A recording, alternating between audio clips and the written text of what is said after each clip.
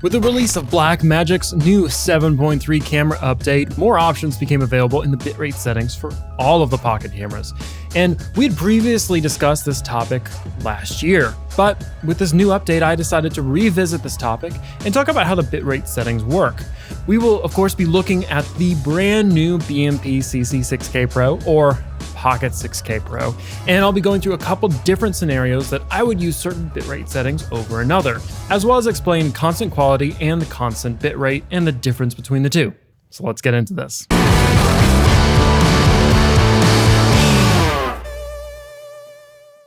Before we jump into this video, I wanted to take a second to invite you to be part of the Voyager community. Frame Voyager is all about finding cool stories and helping you to find yours through our videos, and I really love getting to interact with other filmmakers and storytellers that are already part of this channel. So be sure to subscribe and hit the notification bell to keep up to date with all of our content. Now, let's go back to the video.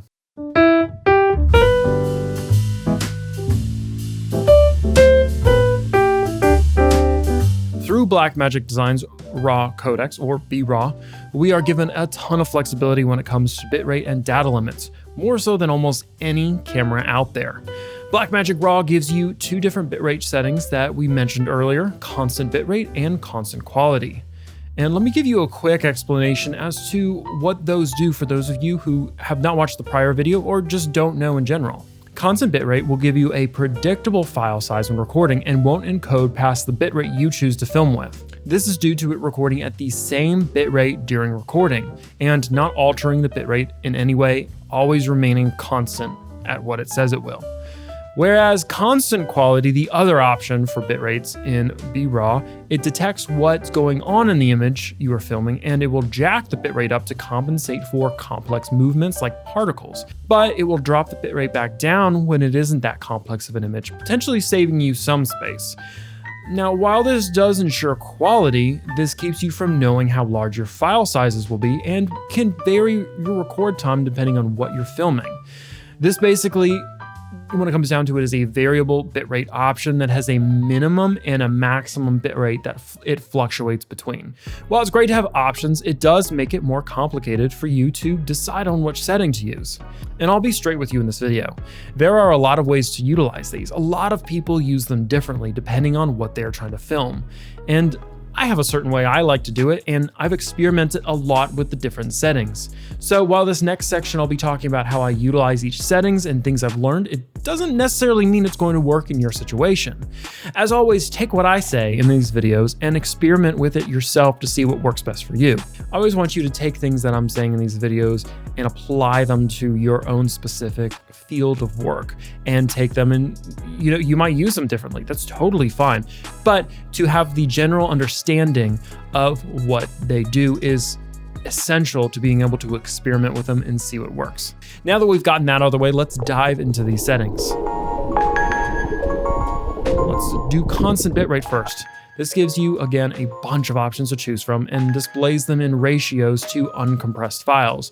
Those options are 3:1, 5:1, 8:1, and 12:1. Because it's the new Pocket 6K Pro, again, that we're talking about with these settings, I'll be showing you the bitrate settings when filming it at its highest resolution setting, which is 6144 by 3456. I've included a link if you're interested in seeing what the bitrate is for the different resolutions on this camera. 3:1 is the highest setting on the constant bitrate. And it gives you a constant bitrate of 323 megabytes. That means you will record about 20 gigs of footage a minute at this setting. 5:1 gives you a constant bitrate of 194 megabytes per second. This setting will record close to 12 gigs of footage per minute. 8:1 gives you a constant bitrate of 121 megabytes per second, and this setting will record close to about 7 gigs of footage per minute. 12:1, the lowest setting, gives you a constant bitrate of 81 megabytes per second. The setting will record close to 4 gigs of footage per minute. And you can kind of see the difference between the top, which hits at about 20 gigs per minute, and the bottom, which hits about 4 gigs per minute. So, and it's essentially to record the same amount from the bottom that the top gets, you'd have to record 5 minutes of footage to even hit what the first one would at 1 minute. So this is just something to think about. We'll kind of explain what the bitrate does again after this section to kind of show you, but it's something to think about when you're filming and you need to conserve space, or you might not need the highest quality possible. Now that we have constant bitrate in perspective, let's take a quick look at constant quality. Constant quality now gives you 4 different options. Originally, the only options you could choose were from Q0 and Q3, but with the new Blackmagic Camera Update 7.3, Blackmagic added both Q1 and Q5 to the options available to you, which is just an added benefit. Having more options is great. Let's dive into each of these options. Again, we will be basing all of these numbers off the Pocket 6K Pro's highest resolution option. Q0 is the highest setting in constant quality. This gives you a fluctuating bitrate between 242 to 483 megabytes per second, giving you a potential file size range of 14.4 gigs to 30 gigs a minute.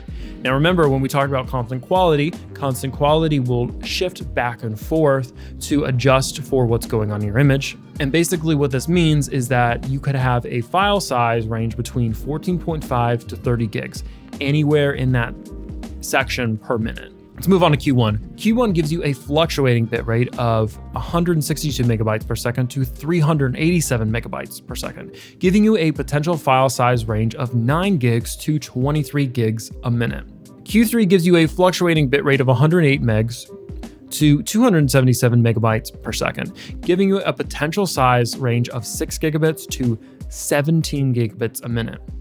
And Q5 gives you a fluctuating bitrate of 65 megabytes to 162 megabytes, giving you a potential file size range of about 4 gigabytes to 10 gigabytes a minute. So I hope that made sense to you. If you have any questions about it, feel free to comment below and we can kind of discuss it further. Now we kind of know how big each file sizes will be in between each of these settings. We kind of come to the question about, why does bitrate matter anyways? And why wouldn't you just keep it down low so you don't have to buy extra hard drives? A lot of people confuse bitrate and resolution as being the same thing, and they are not even close to being the same thing. Resolution is essentially the pixel size of your video, but just because you have that many pixels that you're recording does not ensure quality. Sure, you have more pixels, but the reason it looks as good as it does is because of bitrate. As the video gets larger, it has to spread the information across more pixels in the image. So granted, every time you up your resolution size, you have to up your bitrate settings. That's why it's like 6K and 4K. It's not just the pixels, it's the information that it has to capture is bigger. So in filming at 6K with a 6K Pro, you have a lot more information to cover. And again, the more information you allow for your camera to ingest, the better the result of the footage. And for example, let's take an extreme look at this. This file is rendered at a high bitrate, and on the screen it shows you what I rendered it at. And it looks great. As an extreme example, this is the same video rendered at 1 megabytes per second. You can immediately see the difference. The higher the bitrate, the better the quality and clarity of the video. So now that you understand bitrate and how it works at extreme levels, let's take a look at the options again. When should you use constant quality or constant bitrate? For me, I look at it this way. If I'm filming in an environment like this video today, where I know not much is going to be changing except for maybe me moving a little bit, and the background's not moving around and there's not too much going on, and I can control the lighting and almost every element in the shot for the most part, I leave it honestly at the lowest or second lowest constant bitrate setting, and it looks fine.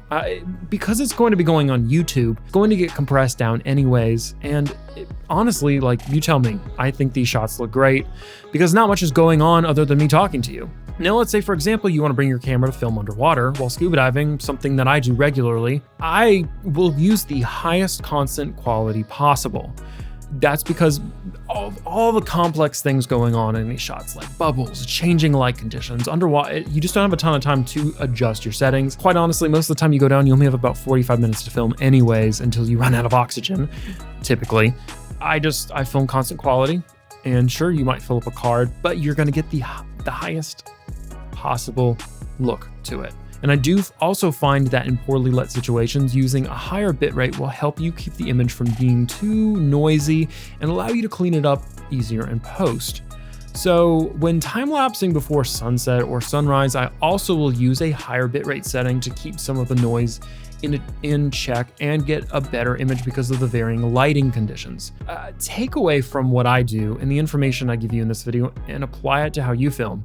My goal again with this video is to give you all the available information, my thoughts and experience to help you determine what fits best for your needs. And when it comes to bitrate options, experiment with them. Experiment with constant quality, experiment with constant bitrate, and see what works best for you. Know when you need to jack up your bitrate for important shoots or things that you just can't miss. And when you're filming settings like this, sure, well, I would love to have the quality that Q0 produces for a shot like this. It's not necessary, and it's honestly like something that you barely even notice. But when you get into environments like filming underwater or filming in complex situations with lots going on, the difference can be very tangible. Again, I hope this video has helped you out a little bit and now you understand the settings and how they work a little bit.